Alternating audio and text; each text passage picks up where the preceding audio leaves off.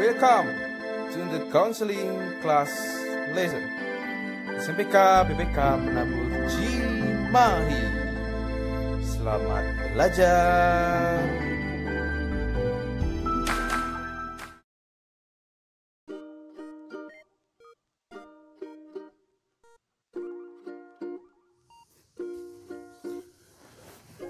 Kita sebagai remaja seringkali kita bertanya, apa yang menjadi mimpi kita? Atau apa yang menjadi rencana kita untuk ke depan?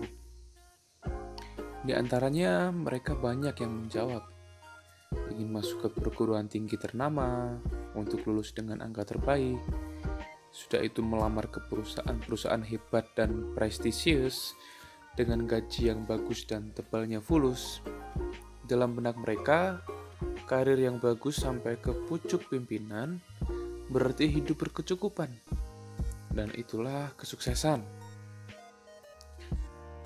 Rencana itu nampak wajar saja, karena semua orang pasti berpikiran hampir serupa. Bahkan ketika kuliah, mungkin banyak dosen-dosen yang bercerita tentang pekerjaan ini itu dan imbalannya. Membayangkan angka jutaan yang membuat jantung lebih keras degupnya.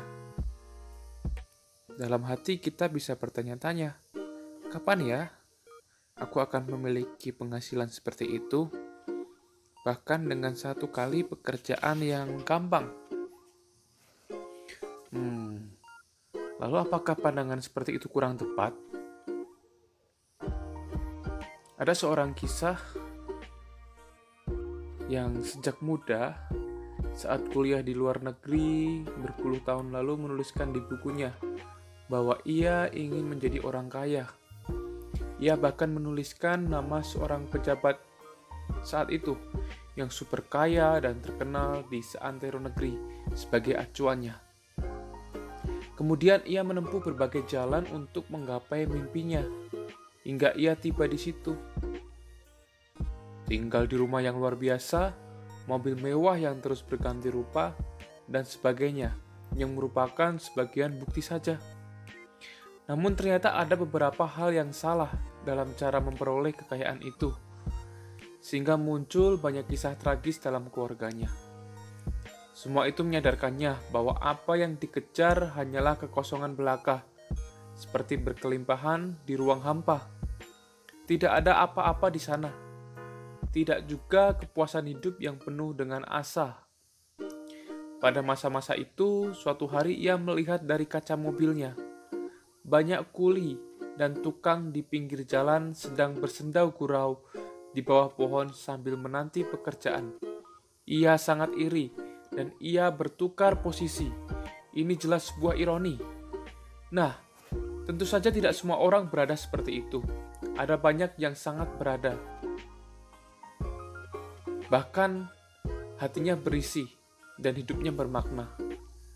Namun kisah tadi disampaikan untuk mengingatkan bahwa orang yang menjadikan harta dan tahta sebagai target utama akan kosong belaka. Mereka bisa terlihat bahagia, namun tak akan penuh jiwanya. Maka kembali ke anak-anak muda tadi. Kita perlu punya mimpi yang tepat, yang terarah. Sebab bila salah, kita akan masuk ke jalan yang basah dan terjatuh dengan mudah. Jadi bagaimana sebaiknya memandang pekerjaan, profesi, atau bisnis? Dengan tolak ukur sukses yang benar, yaitu bukan pada penghasilan, milik, atau kedudukan. Tentu saja semua itu baik, tapi bukan yang utama. Sebaliknya, tolak ukur sukses hendaknya pada prosesnya, perjuangannya, dan bagaimana kepribadian kita diperkaya. Dengan hal ini, maka berbagai kualitas karakter pun akan bermunculan. Antusiasme, kerajinan, tanggung jawab, dan lain-lain. Jika kemudian ada jabatan tinggi atau banyaknya harta, itu adalah bonus yang perlu disyukuri.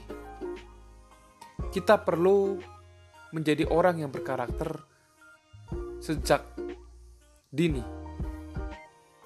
Kalau terlambat, mulailah kita melatih, menciptakan diri sebagai orang yang berkarakter, yang mengutamakan prinsip dan nilai yang benar di hati, yang akan mengejar yang hakiki. Mari kita terus mematangkan diri melalui proses dalam kehidupan dan pekerjaan. Bukan melulu untuk diri sendiri, melainkan untuk senantiasa berkontribusi. Selamat belajar, selamat bertumbuh, dan selamat mempersiapkan mimpi dan masa depan kalian semua. God bless you. Ini ada aktivitas buat kamu guys. Jadi buatlah mind map, lalu capture, dan kirim ya. Sampai jumpa lagi guys. God bless you.